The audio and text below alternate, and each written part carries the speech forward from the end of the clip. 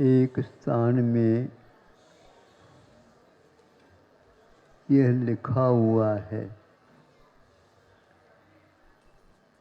क्या लिखा हुआ है?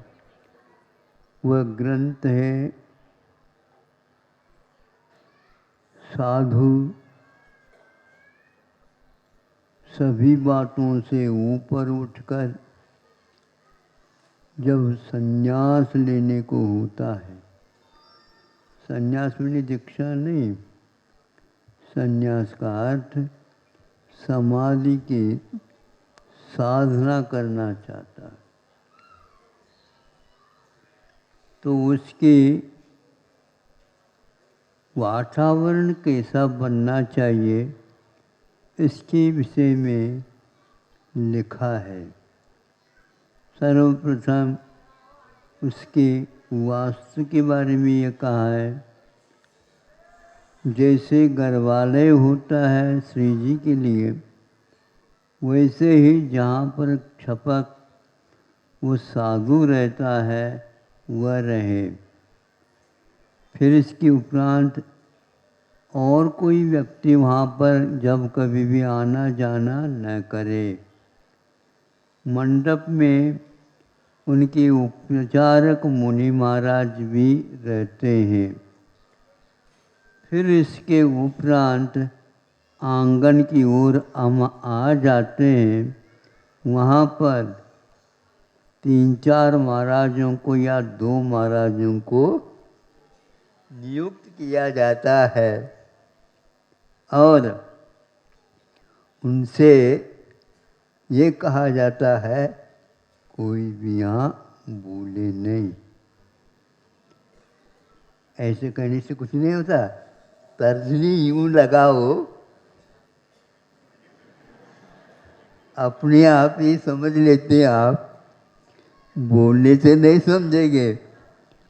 आंखों थोड़े से खोल करके देख ले, अपने आप ही सभा शांत होती है। आधा घंटे से भी ज़्यादा समय से मैं सुन रहा था। हमने कहा ये आज वास्तु का कथन करना चाहिए। समाधि मुनि महाराजों की कैसी होती है। तो 1 उपवास, 2 उपवास 1 आहार, 3 उपवास 1 आहार, नहीं है तो बीच में पानी, 2 दिन पानी, फिर बाद में छाछ।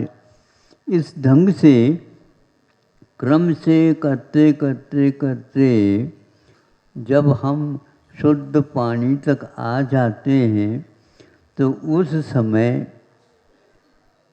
उनको संभालने के लिए बहुत व्यवस्था रखनी पड़ती है। और मुनि महाराज जो है ना, जो कोई भी हल्ला गुल्ला करता उसको उठा करके मंडप के बाहर ले जाते। ये क्यों? इसीलिए वो महाराज इतने कमज़ोर रहते हैं शरीर के अपेक्षा, भीतर तो उनके पास धैर्य पूरा है, संकल्प निर्दोष उनका चल रहा है, किंतु कानों में एक प्रकार से ध्वनि यदि जाती है तो ऐसे जैसे तीर के समान लगती है उनको। सुन रहे हो? काले बेटे गप्पा हमसे वो। इसलिए अब मैं देखता हूँ मंदिरों में जब जाते हैं, ये क्या बोल रहे हैं वही आप भगवान जाने। सोचो, एक व्यक्ति कोई पूजन पढ़ता है तो सभी सभा उसके माध्यम से पूजन कर सकती है। ये आप लोगों के ऊपर आधारित है। नहीं है तो हमारी पूजन अलग है, इनकी पूजन अलग है, तो एक दूसरे के कानों तक वो पूजन की ध्वनि न जाए। ऐसा करते हैं तो एक मंदिर में 1000 व्यक्ति भी हो, वह अवश्य ही शांति पूर्वक पूजन कर सकते हैं। कोई व्यक्ति पूजन तो कर ली, माला फेरना चाहता है, कोई व्यक्ति माला भी फेर ली, कुछ स्वाध्याय करना चाहता है, कोई व्यक्ति केवल भगवान का दर्शन करना चाहता है। इस प्रकार भिन्न भिन्न व्यक्ति समय निकाल करके आते हैं। उन सब का धर्म ध्यान हो, किंतु मंदिर एक है। अब क्या करें, उसमें भी जो है श्री जी मान लो एक ही हो, नहीं समझे। अब श्री जी अकेले हैं, कुछ कहते तो है ही नहीं वो। तो हमारा ये कर्तव्य है किसी को भी इसमें व्यवधान न हो, ऐसा बनाया जा सकता है। सोच लो, अभी तो आप लोगों के लिए बहुत लाउड स्पीकर की आवश्यकता पड़ रही थी, तो मैं हमारे यहाँ तो लाउड स्पीकर तो नहीं, साउंड स्पीकर है।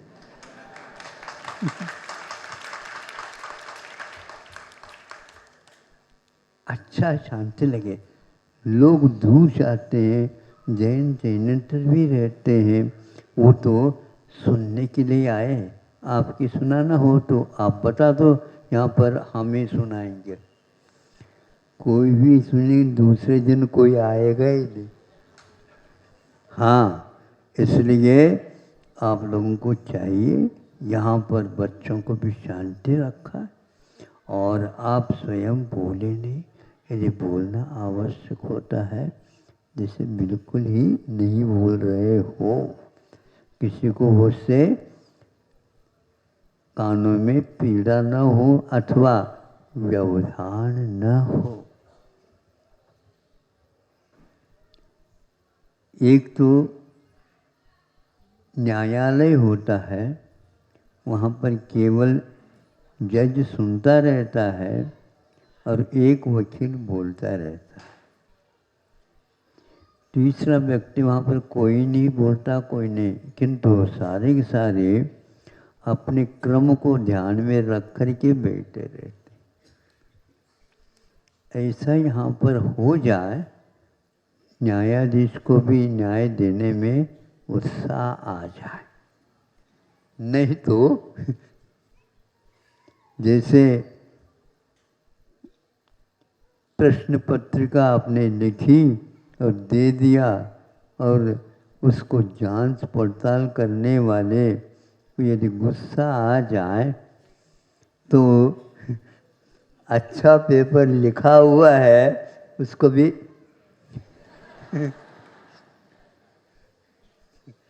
वो फट जाए, नहीं समझे, ऐसा होता है।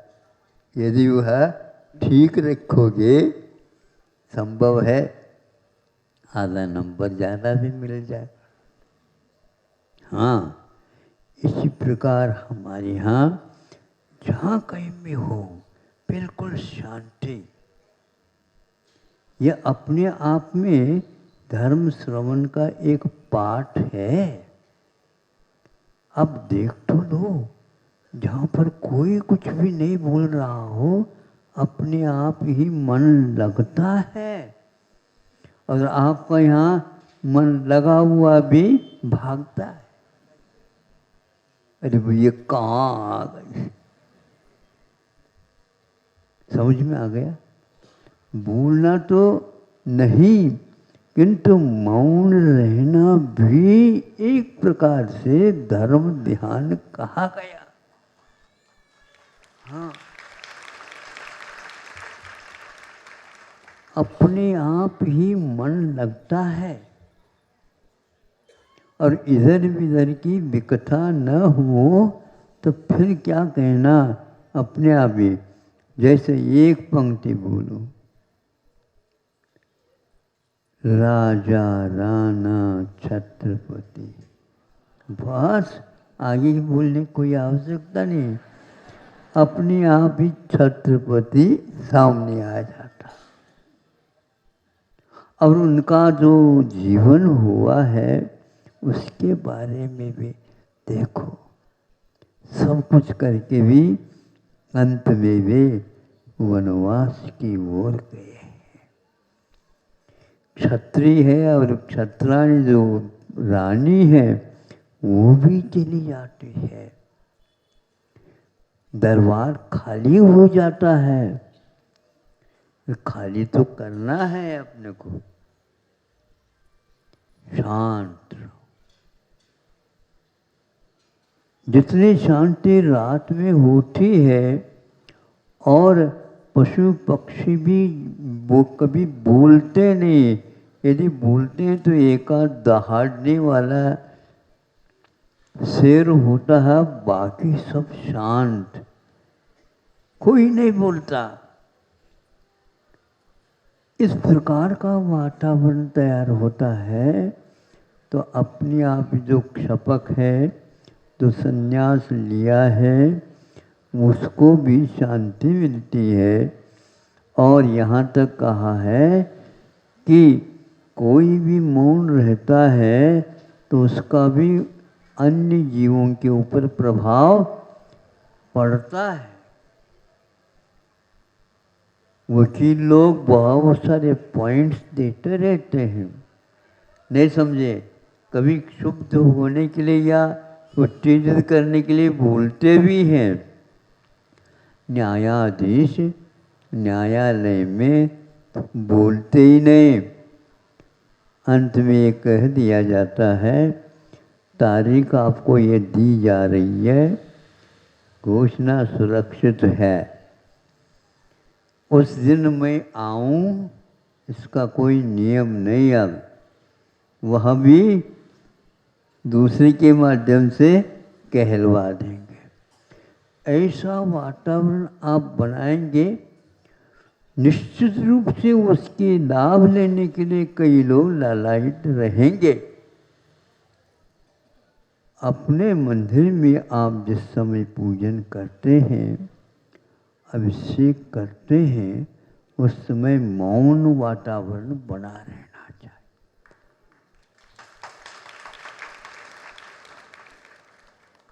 सुबह सुबह हम सामाय के उपरांत जब स्तुति पाठ करते हैं, उस समय ये लोग जगह के लिए हक्का मुक्का करते रहते हैं। हमने कहा संघर्ष का काल आ गया। शांति से तो आ सकते, मेरे शांति के लिए तो हम आए हैं, हैं?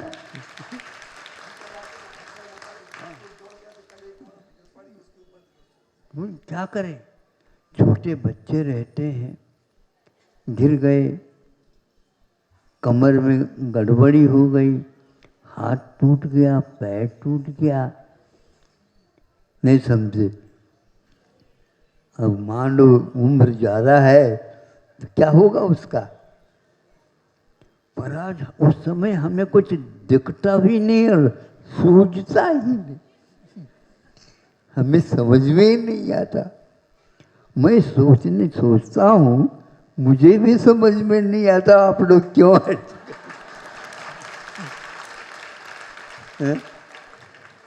क्या करें बताओ।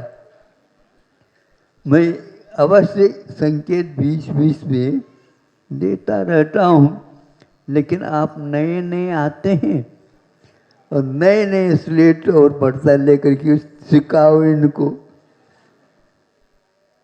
2 महीने तो हो गए हैं, ध्यान रखना, नहीं समझे।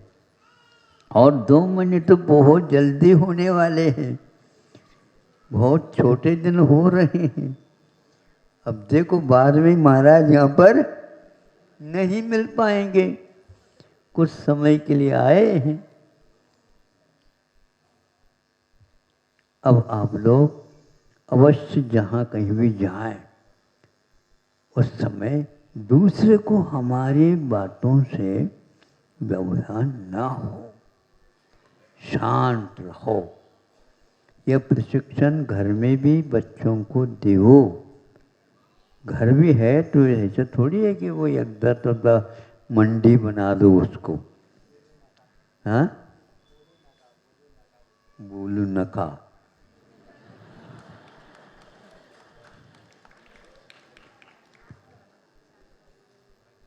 तो बीच में बोलू न का।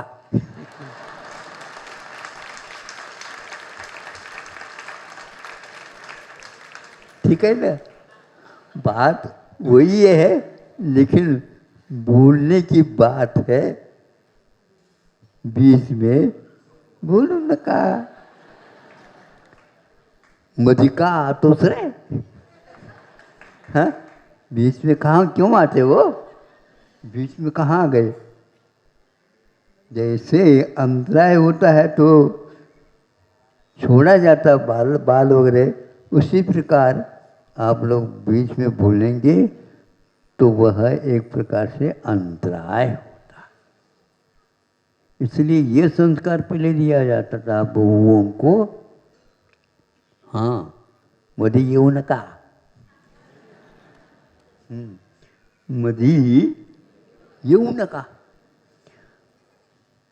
आज से ये याद रखो, बीच में मत आया करो, बीच में मत आया करो। मैं अपने रास्ते चल रहा हूँ, ये तो हम कह रहे हैं, तुम्हारी जो वाणी यहाँ तक आ गई, बीच में क्यों आ गई। हाँ, आप जो फोन लगाते हो उसके बीच में कोई लाइन नहीं हो तब खड़े नहीं होते, चिल्लाते हैं क्या। नहीं, लाइन ही नहीं है। अनुश्रेणी गति, अनुश्रेणी गति, गति जो होती शब्द की, उसके लिए भी आकाश की पंक्ति बनी हुई है, उसी से होती है। नहीं है तो कई लोग कहते हैं भैया दिन में मत किया करो, रात में सब क्लियर रहता है। तो इसी प्रकार हमें ऐसा वातावरण बनाना चाहिए। रोगी और रोग रहते हैं, उनके लिए भी सिर दर्द हो सकता है, नींद उनको नहीं आ रही है, और आप इस प्रकार हाउल्ला करोगे तो क्या होगा। इसलिए शहर छोड़ छोड़ करके कुछ लोग बाहर अपने फार्म बना लेते हैं केवल इसी एक उद्देश्य को लेकर के। ऐसा मत करो। आप रह रहे हैं तो दूसरे भी रह रहे हैं, आप अपने मकान में रहो, लेकिन आप तेज आवाज़ के साथ रेडियो बजाने लग जाओ, ढोल ढमाका, फिर देख लो पुलिस आएगी आपके यहाँ। क्यों, अनुमति मिली है? नहीं। नहीं, चलो सब जितने भी हैं चीज़ें लेकर चलो, जब्त करूँ क्या। क्या कहा, जब्त करूँ क्या, इन सब वस्तुओं का जब्त कर दो। हाँ, ये सब संयम है। और जैन समाज में संयम की व्याख्या तो बहुत लंबी चौड़ी होती है। उगत उगत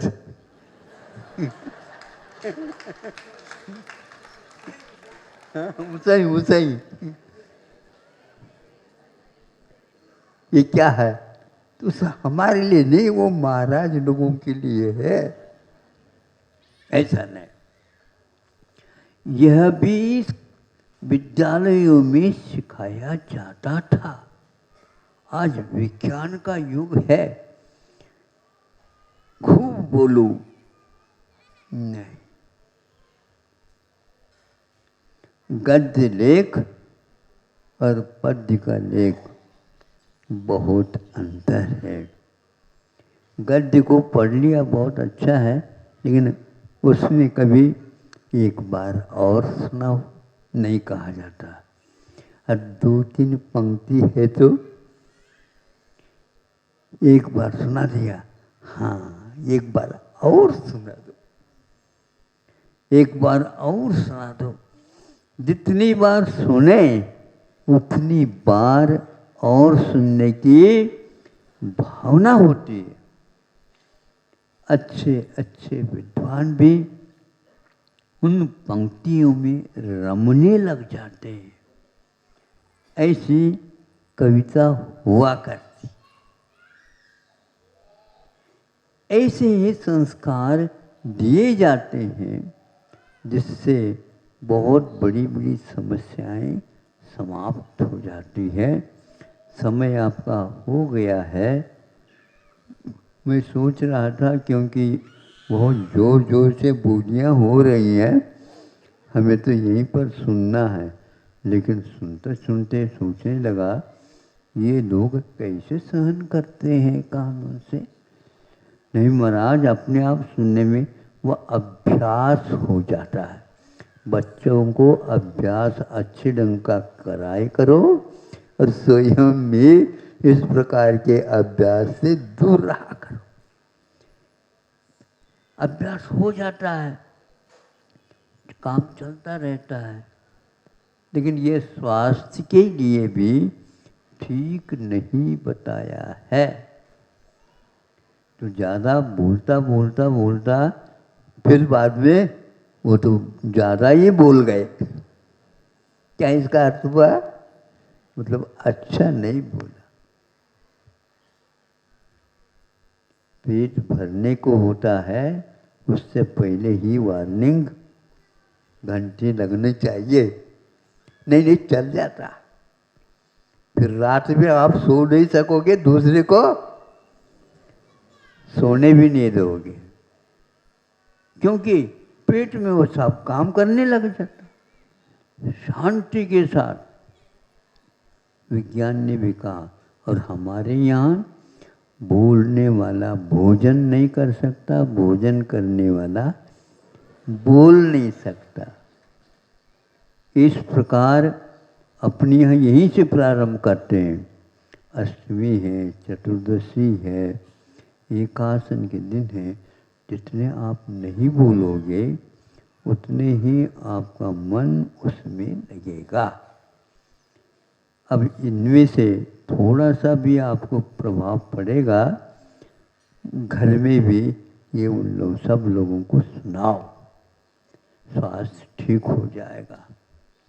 ज़्यादा बोलना एक प्रकार से ठीक नहीं इसलिए नहीं है, उसके साथ साथ चिंतन भी होता है, उसके कारण खून का उपयोग ज़्यादा होता है। इसलिए रक्त संचार में संपर्क ठीक नहीं बैठता तो अपने आप कहने महाराज आजकल तो ऐसा होने लगा है, क्या करें। तो आप रक्त संचार की ओर ध्यान नहीं रखा, इसलिए तो ऐसा हो गया। नहीं, इसके लिए आचार्यों ने कहा प्रमत योगात अनृत भाषणम। प्रमाद के साथ यदि आप भूलेंगे तो कषाय के साथ भूलेंगे, और लोभ लालच के साथ भूलेंगे, उसके प्रभाव अपने जीवन पर अच्छे नहीं पड़ते हैं। ये सब बातें अध्ययन के प्रयोग्य हैं। इसी प्रकार का अध्ययन, संस्कार, अभ्यास बच्चों से भी कराना चाहिए। अच्छे शिक्षा की संस्थाओं में धीरे धीरे इस ओर ज़्यादा ध्यान दिया जाता है। घर में माँ अपने आप को सबको नियंत्रण में करती है। कोई पहली कक्षा वाला भी है, कोई दूसरी कक्षा वाला भी है, कोई 5वीं कक्षा वाला भी है, और कोई शिक्षक भी है तो उनको भी कह देते हैं वहाँ विद्यालय में शिक्षक होंगे, यहाँ पर हेडमास्टर बैठे।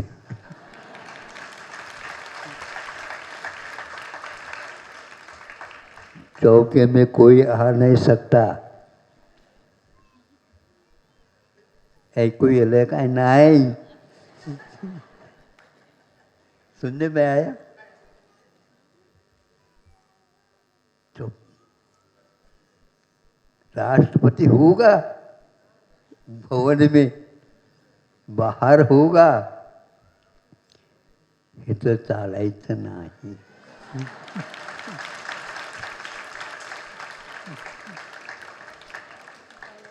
हाँ, यहाँ पर ये नहीं चलेगा. हमारी पाठशाला अलग. यहाँ तो 16वीं कक्षा वाला भी जो नंबर लेकर के आया फेल होता है यहाँ पर. हाँ, तभी घर चलता है. इसलिए गृह मंत्री को भी रखा जाता.